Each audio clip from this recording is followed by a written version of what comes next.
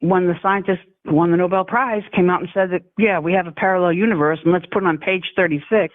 But I was psyched because I'm like, yeah, finally I'm validated because I've been saying this all the time.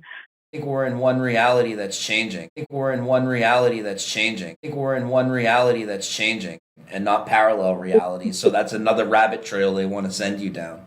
My opinion is I think that's part of their deception, just like the ever-expanding infinite universe and multiverse theories. I think that they're, again, another attempt to take you away from the fact that I think this is one reality that's changing and changing.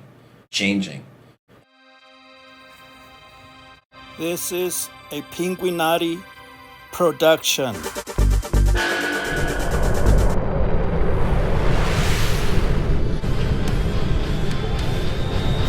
I asked him specifically because I was fascinated by it, and I said, how far are we from Cuba? And he said, from Key West to Havana is 60 miles.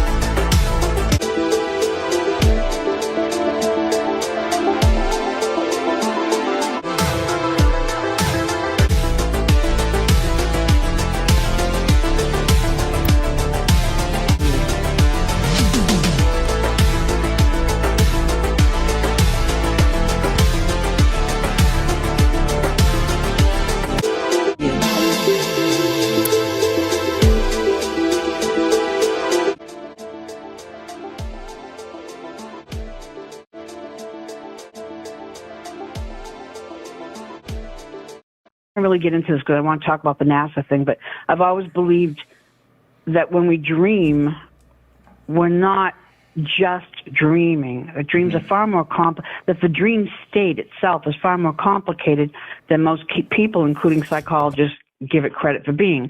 And I believe that we exist, there is a different plane of existence that we travel to in our subconscious. We are not unconscious. We are subconscious. We're utilizing, our subconscious. And it can be used in many ways, incorporate that into some crazy dream. So, because if dreams were simply imagination, you're not just dreaming, you're going somewhere. But the reason we can't do it, that we cannot be in a dream where we're dead, is because that's impossible. Because we're alive in those dreams. We're not just dreaming, we're in another plane of existence. When people say, well, how can you prove it? No, I can't prove it. It's a theory, how I believe. Scientists have determined, and this should have been front page headline news, but scientists discover parallel universe. The what thing? The double slit experiment where they supposedly split like a light photon. Something like that. They use it's kind of like Schrodinger's cat type of thing, but they used a microwave, and they didn't split the atom because they're not going to create an atom bomb like nuclear fission or fusion. But what they did was they took the molecules and they somehow dispersed them. And when I say it's like a Schrodinger's cat type of box, when they opened the box, the molecules were gone. They went somewhere. Where did they go? And then they shut the box and opened it again. Oh, so you're talking about like quantum entanglement. A Vegas act, a magic trick. Only it happened in a scientific lab. My opinion is I think that's part of their deception, just like the ever-expanding infinite universe and multiverse theories. I think that they're, again, another attempt to take you away from the fact that I think this is one reality that's changing. And they're trying to hide that, and that's one of the directions they want people to go down. Changing? I didn't hear you. I'm sorry. I think we're in one reality that's changing, and not parallel realities. So that's another rabbit trail they want to send you down.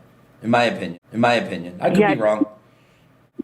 One of my favorite TV shows was Fringe, to do with parallel universes and time travel. In that show, there was a parallel universe. It existed within this, right? You could travel back and forth. So a lot of people watch that and they're like, oh yeah, this is just like science fiction.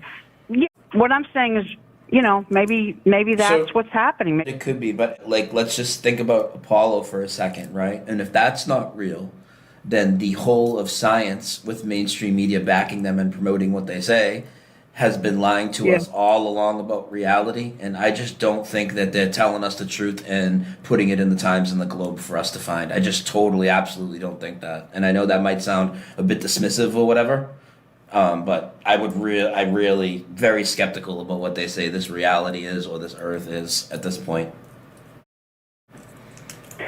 Well, yeah, you're more skeptical than I am about it, but that's what you do. And that's why I listen to you, right? Because I want to, keep myself grounded and gain perspective and, not go off too much of my own deep end, just rein it in. So but it's all interesting stuff. I do like, even though I don't think that's what's happening right now,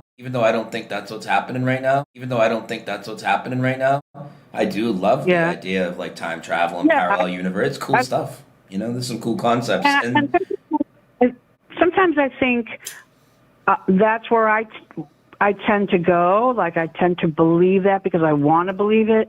I've always been interested in time travel and other dimensions, and I'm always wishing that we could do that. Ever since I was a little girl, I wished that, right? When the scientist who won the Nobel Prize came out and said that, yeah, we have a parallel universe, and let's put it on page 36. But I was psyched because I'm like, yeah, finally I'm validated because I've been saying this all the time. I went to Key West back in the 90s, as you know. I went to visit Joe, who lives in southern Florida. So we get to the Keys. That bridge was like wicked scary, like that 7-mile bridge across. But so anyway, we're in the Keys, and I know that Cuba was closer to us back then because I remember distinctly a conversation I had with Joe and with the guy at the Hilton. And we stayed at the Hilton at the end of Duval Street in Key West. And I asked him specifically, because I was fascinated by it. And I said, how far are we from Cuba? And he said, from Key West to Havana is 60 miles. But if you look that up now, it's going to say double. And if you look it up, other parts of Florida, it's going to say 400 miles away. But it's going to say that's the mainland. But it's going to say Key West is over 100 miles. But it was 60 that day, and you can't tell me that in 15 years, or 20, whatever, how long has that been, that the Earth is going to shift that much, right? And it was not a giant island the way it is today. And I know this because we had the conversation. I don't drink, I don't do drugs, you know that, so I wasn't hallucinating, and I remember it distinctly. So I just want to validate what everyone else is saying, including you, and that's Cuba. So let's get to that. Yeah, let's talk about... Yeah, I say Cuba's fucking ridiculous, and it's so far west, blocking the Gulf of Mexico. It's ridiculous. You really believe in it, and you stand up for it, and I respect that. My beliefs are a little different on that. But anyway, as far as this goes, the Mandela effect and all the fakery and the shifting reality, as Brian used to call it anyway. I'm gonna have to go in a minute because I'm being insulted in your chat, and before I ruin this for you, because now I'm getting upset here. Oh, don't read the chat.